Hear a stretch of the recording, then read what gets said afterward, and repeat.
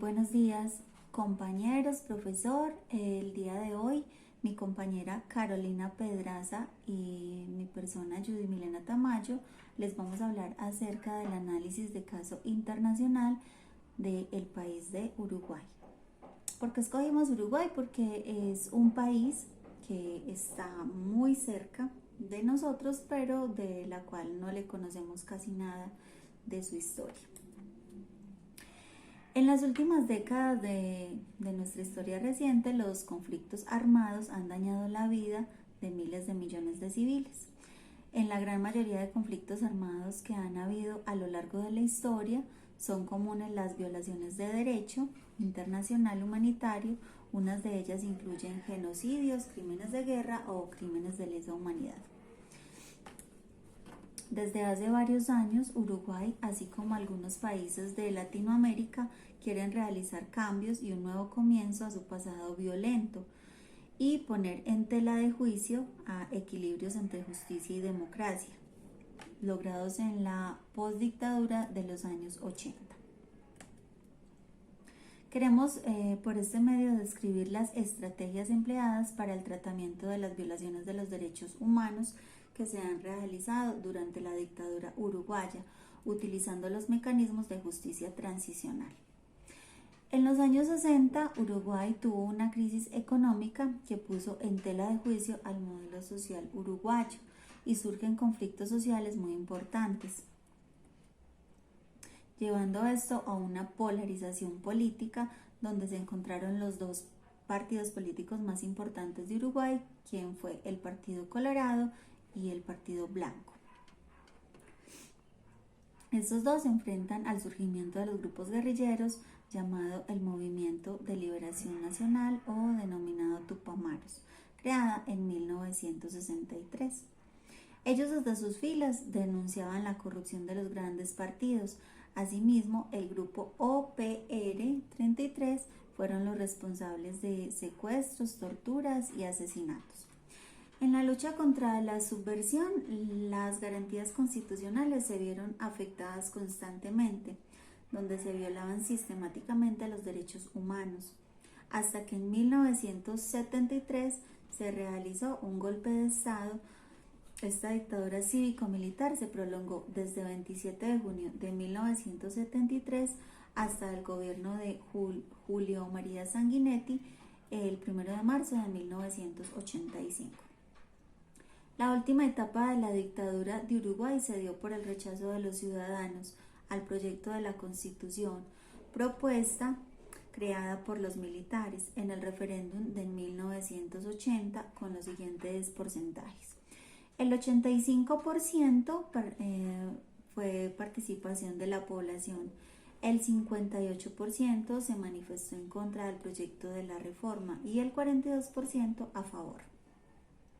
A partir de la derrota de los militares, comienza a encaminarse hacia la salida de la dictadura, abriendo paso a la transición y por otro lado a una herramienta de diálogo entre el poder político y la ciudadanía, dándole paso así a la tan denominada democracia.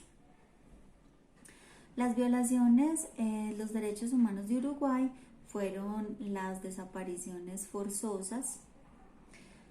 Se habla más o menos de 160 desapariciones, la prisión política donde se utilizaba la tortura, las violaciones a mujeres para satisfacer los deseos de los militares, los secuestros a niños y la ejecución extrajudicial.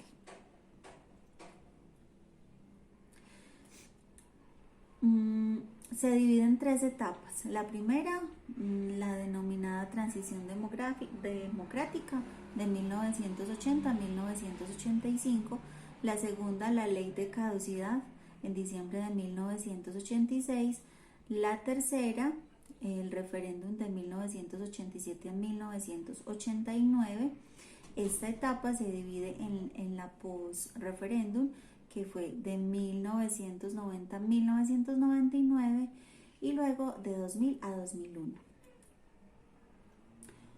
Una de las primeras medidas del gobierno de transición que asumió el mando el 1 de marzo de 1985 fue votar una ley que comprendió una amnistía a los civiles que habían cometido delitos por móviles políticos.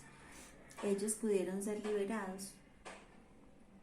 La justicia transicional es aquí entendida como aquella disciplina para pretender aportar soluciones y herramientas a las sociedades para enfrentar un legado de violaciones a los derechos humanos que tuvieron lugar en el momento determinado de la historia. Esto para lograr una reconciliación nacional.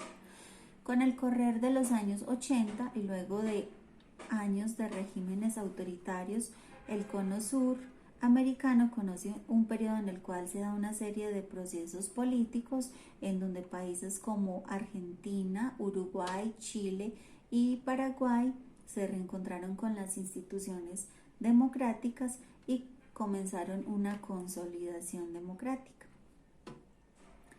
Existen varios procesos importantes después del conflicto, como fue la violación a los derechos humanos, donde Uruguay, como otros países de América Latina, se pueden identificar los mecanismos tendientes a aplicar la justicia a perpetuadores de las violaciones, las tendientes a reparar a las víctimas, aquellos que son la expresión de un derecho a saber la verdad de lo ocurrido y pretenden reformar a las instituciones como garantía de la no repetición.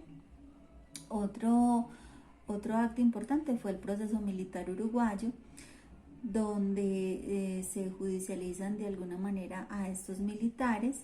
Comienza a partir de los años 60 con grupos guerrilleros o la ultraderecha conocida como la JUP, Juventud Uruguaya de Pie. La dictadura uruguaya puede ser analizada desde la dictadura comisarial, fundacional o transicional. Otro aspecto importante fueron las violaciones a los derechos humanos cometidos durante la dictadura. Fueron sistematizados y generalizados a los derechos humanos.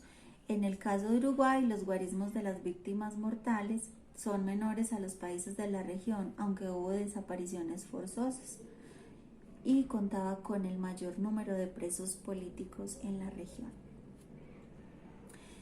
Sucedió un acto muy importante como fue el Pacto del Club Naval, firmado el 3 de agosto de 1984. Fue el último paso del proceso de transición para la finalización de la dictadura. Esto se firmó entre todos los dirigentes políticos y de los máximos jerarcas militares, donde de manera secreta se retornó la democracia y a las elecciones públicas. Como resultado de la negociación, se convocó a las elecciones el 25 de noviembre de 1984, donde fue elegido el presidente Julio María Sanguinetti, del cual ya hemos hablado, del Partido Colorado, quien asumió el cargo el 1 de marzo de 1985.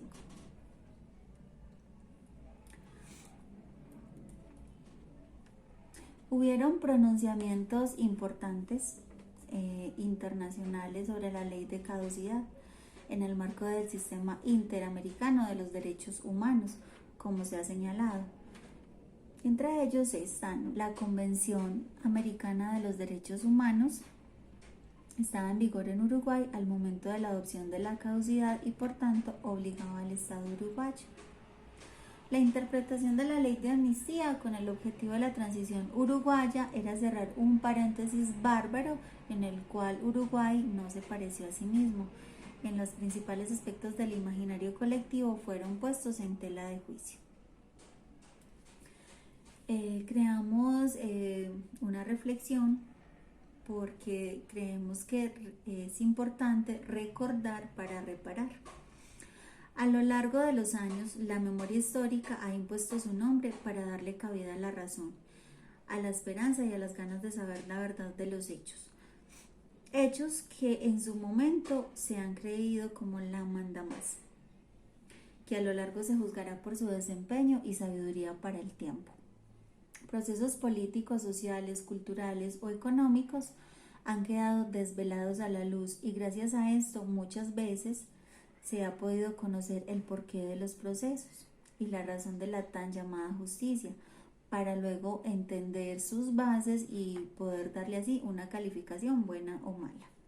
América Latina, por ejemplo, de los años 80 para acá, en cuanto a la memoria histórica se trata, Tiene una cantidad de deudas con el pueblo e investigaciones judiciales llenas de sombras, así como cantidad de reclutamientos y desapariciones forzosas.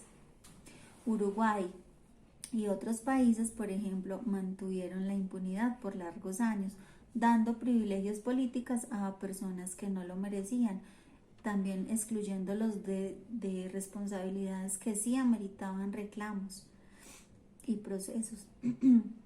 Sin embargo, gracias al pasar del tiempo se ha dado conocimiento de la verdadera historia y a una transición más justa, más equivalente, con exigencias de responsabilidades e interpretaciones de la realidad de los hechos, primando la democracia para conocer la verdad colectiva en busca de la justicia. Muchas cosas quedarán perdidas, pero no olvidadas. Lo más seguro es que más adelante, y cada vez con más entes gubernamentales sin miedo, sigamos conociendo verdades que estaban ocultas a la luz pública. De hecho, hoy en día desmarcan personajes que creíamos perpetuos en las disposiciones de reglas y opiniones que sí creían invaluables. Solo el tiempo podrá decirnos qué nos deparará nuestra memoria histórica.